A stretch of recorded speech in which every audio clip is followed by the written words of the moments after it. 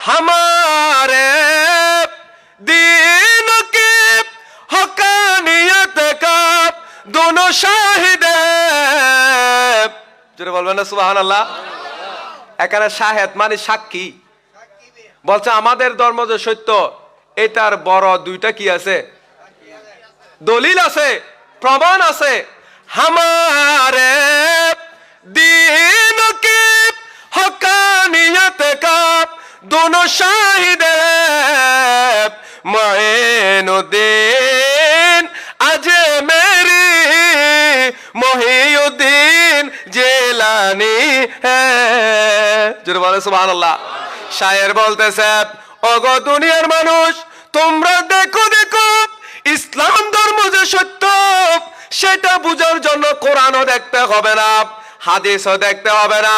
বলছে তোমরা ইসলামের মধ্যে, মুসলমানের মধ্যে এমন দুইজন মনীষী আছে, যে দুইজন মনীষীর দিকে তাকালে তুমি সদা সর্বদা বুঝতে পারবে ইসলাম ধর্ম হচ্ছে সত্য ধর্ম। সুবহানাল্লাহ। বলছে একজন হলো খাজা গরিবে নওয়াজ মঈনুদ্দিন আজমেরের দিকে তাকাও, আর একজন হলো গৌসুল আজম আব্দুল কাদের জিলানী কুদ্দিসা সিররুহু নূরানী। গৌসে পাকের দিকে তাকাও। এই দুইজনের দিকে তাকালে তুমি বুঝতে পারবে অবশ্যই ইসলাম সত্য ধর্ম। সুবহানাল্লাহ। কারণ কি? কারণ আব্দুল কাদের জিলানির মতো, খাজা গরিবে নওয়াজের মতো আর কোন ধর্মের মধ্যে ব্যক্তি আছে নাকি? আছে? নাই।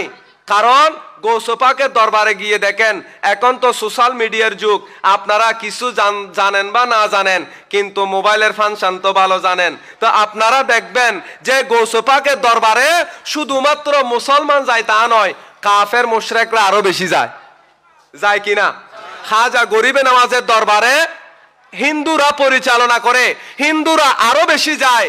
আল্লাহর ওলিদের দরবারে মুসলমান নয়, গায়রে মুসলমান যারা আছে ইনারও ইসলামের মধ্যে মনীষীদের কাছে আসে, ইনারও আল্লাহর ওলিদের দরবারে আসে। এই জন্য শায়ের বলেছেন, আল্লাহর ওলিদের দিকে তাকালে ইসলাম ধর্ম যে সত্য সেটা তুমি বুঝতে পারবে, কারণ আল্লাহর ওলিরা সত্য। এই কারণে মুসলমানরা গায়রে মুসলিম অর্থাৎ বিধর্মীদের মনীষীর কাছে যায় না, বিধর্মীরা ইসলাম ধর্মের মনীষীর কাছে আসে। এটাই হচ্ছে ইসলাম সত্যের বড় দলিল। জুড়ে বলুন না সুবহানাল্লাহ। ইসলাম সেই ইসলাম। তা আজকে যদি আল্লাহর ওলি না থাকতো তাহলে কি ইসলাম ধর্ম সত্য এটা আমরা বুঝাতে পারতাম? আরে বুঝা না বুঝা তো পরে, বাংলাদেশের মধ্যে ইসলামও কি আসতো? আসতো না।